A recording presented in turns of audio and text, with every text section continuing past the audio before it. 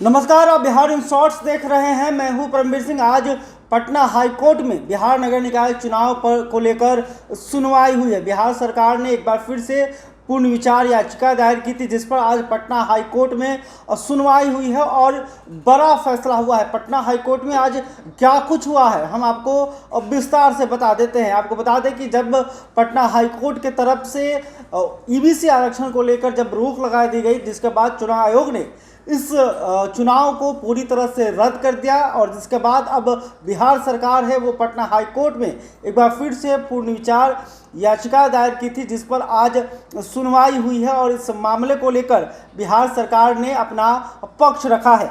आपको बता दें कि पटना हाईकोर्ट ने नगर निकाय आरक्षण मामले में दायर पुनर्विचार याचिका पर सुनवाई करते हुए इस मामले को ईबीसी कमीशन के समक्ष भेजने के लिए कहा है और ईबीसी कमीशन को सुप्रीम कोर्ट द्वारा निर्धारित दिशा निर्देश के आलोक में रिपोर्ट देना है। हाईकोर्ट ने स्पष्ट किया है कि ईबीसी कमीशन की रिपोर्ट के आने के बाद बिहार के नगर निकाय चुनाव आयोजित कराए जाएं।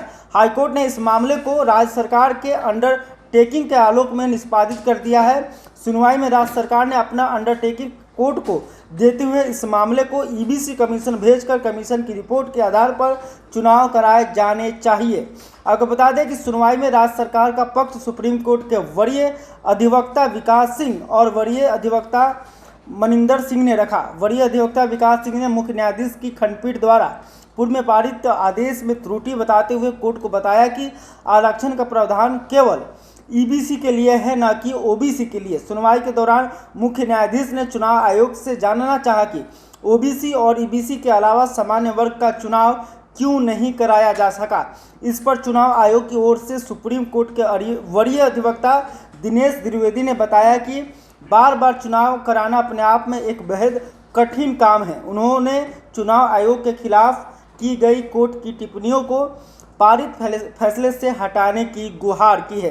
तो आपको बता दें कि इस मामले में पटना हाई कोर्ट ने कहा है कि इस मामले को लेकर आप लोग जो हैं ईबीसी आयोग के पास आए और ईबीसी आयोग जो है सुप्रीम कोर्ट के दिशा निर्देश के अनुसार जो है अपना रिपोर्ट तैयार करे और रिपोर्ट आने के बाद ही बिहार में नगर निकाय के चुनाव कराए जा सकते हैं। आपको बता दें कि बिहार सरकार ने अपने तरफ से पक्ष रखा था। उनका कहना था कि ये जो आरक्षण था सिर्फ ईबीसी के लिए था, तो आप इसमें ओबीसी का भी किया गया। इसके अलावा पटना हाईकोर्ट ने चुनाव आयोग से भी नाराजगी जताई। उन्होंने कहा कि आपने सामान्य वर्गों पर क्यों नहीं चुनाव करा, जिसके बाद चुनाव आयोग की तरफ से यह कहा गया कि बार बार चुनाव कराना जो है एक कठिन काम है, इसलिए इस चुनाव को रद्द कर दिया गया है। लेकिन अब देखना होगा कि पटना हाईकोर्ट के आदेश के बाद बिहार सरकार जो है क्या ईबीसी कमीशन के पास जाती है और ईबीसी कमीशन अगर इस मामले को लेकर रिपोर्ट तैयार करता है तो फिर बिहार में नगर निकाय का जो चुनाव है वो कब कराए जाएंगे, ये बड़ा सवाल है। आपको बता दें कि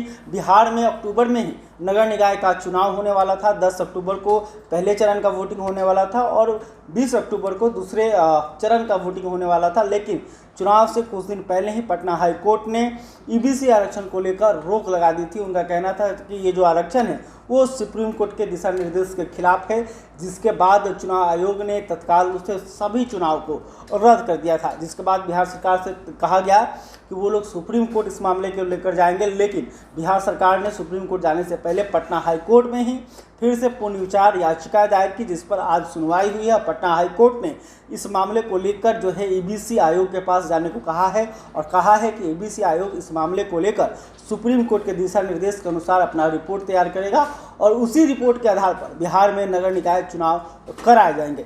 बहरहाल अभी तक आपने हमारे चैनल को सब्सक्राइब नहीं किया तो जल्द करें। इस खबर को लेकर आप क्या सोचते हैं कमेंट करके बताइएगा। वीडियो फेसबुक पर देख रहे हैं तो हमारे पेज को भी लाइक करें। धन्यवाद।